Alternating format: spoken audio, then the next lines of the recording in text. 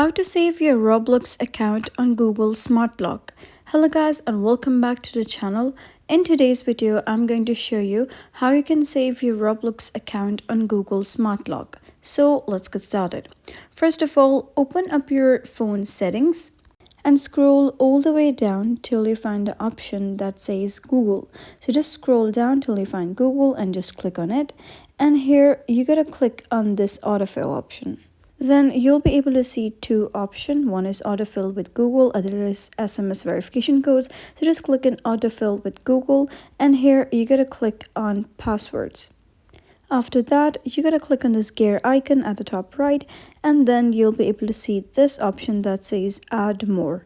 So just click on add more and here you gotta find the particular app. For example, if you want to save passwords for Roblox, so just click on Roblox.